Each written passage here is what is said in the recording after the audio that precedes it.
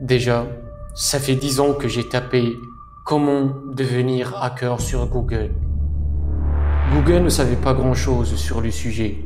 Il fallait que je trouve une réponse par moi-même. À un moment donné, tout le monde rêve de devenir hacker.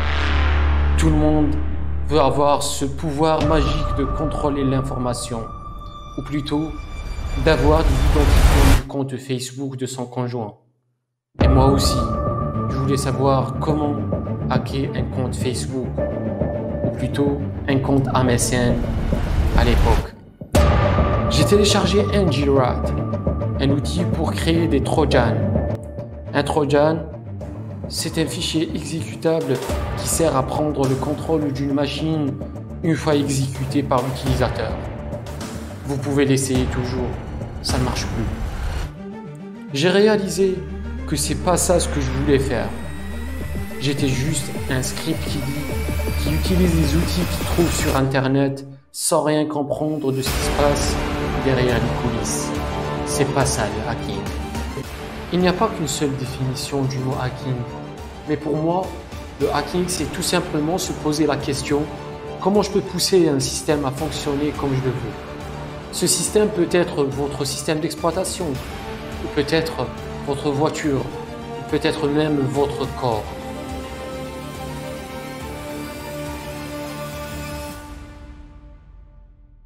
L'erreur que j'ai faite quand j'ai débuté avec le hacking, c'est d'essayer de réinventer la roue. Il fallait juste trouver quelqu'un qui a déjà accompli ce que je voulais accomplir et lui poser la question. Mais aujourd'hui, je vais être cette personne pour vous. Maintenant, je vais assumer que vous êtes totalement nouveau dans ce monde de l'informatique.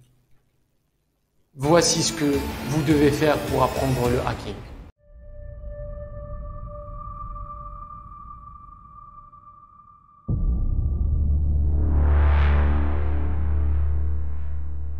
La meilleure chose que vous pouvez faire quand vous débutez dans un domaine, c'est de trouver une communauté de gens qui s'intéressent à votre truc. C'est des gens qui peuvent vous apporter de la valeur et vous guider au moment du doute et frustration. La communauté Hacking Geek est un exemple.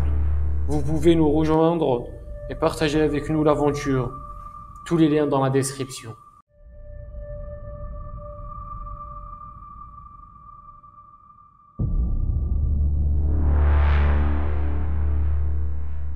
Ne faites surtout pas l'erreur de vouloir apprendre le hacking sans avoir les connaissances de base nécessaires. Attention, vous serez qu'un script qui dit si vous faites ainsi. Maintenant, quelles sont les bases que vous devez apprendre pour pouvoir s'engager dans le hacking? Tout d'abord, comprendre et apprendre comment fonctionne un ordinateur et quels sont ses composants: CPU, RAM, socket, slot, GPU.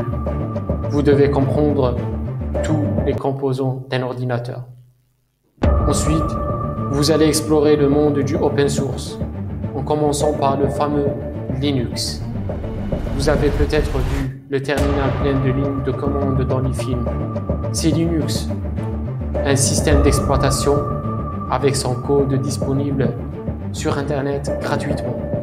Vous pouvez le télécharger, le lire et modifier le code.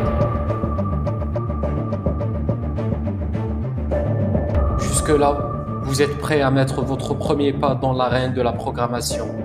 C'est l'étape qui fait peur à beaucoup de débutants, mais il n'y a rien de compliqué dedans, je vous le promets. Heureusement pour nous, dans le domaine de la sécurité informatique, Python est le langage le plus utilisé. Et quelle chance! C'est aussi le langage de script le plus facile à apprendre parmi tous les langages de programmation. Après ça, vient l'étape cruciale du réseautage, là où vous devez comprendre ce qui se passe entre les machines au sein du réseau, comment le routeur vous attribue une adresse IP, et qu'est-ce qu'un masque réseau, comment le protocole ARP fonctionne, sans oublier le fameux DHCP. Il y a beaucoup de choses à apprendre en réseau, mais c'est hyper passionnant, je vous le promets aussi.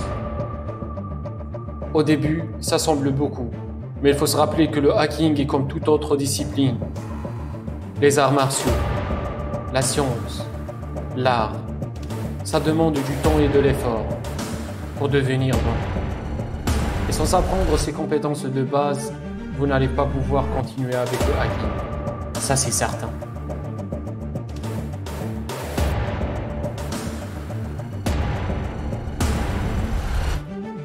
La meilleure façon d'apprendre le hacking, c'est en faisant des CTF. Mais c'est quoi un CTF? Capture the Flag. C'est un défi dans lequel vous avez une machine à hacker afin de trouver un bout de code dedans. Ce bout de code, on l'appelle flag. Ça sert à valider le défi. Cette méthode de CTF vous permet de rester en contact avec des scénarios réalistes et vous pousse à faire des recherches, lire sur les techniques d'attaque et ainsi développer vos compétences en hacking.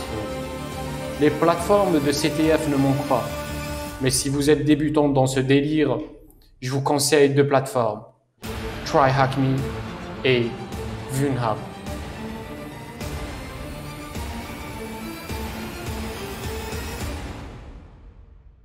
Je ne vais pas vous parler d'éthique dans cette vidéo, mais sachez que plus vous avez des compétences en hacking, plus est la responsabilité sur vos épaules.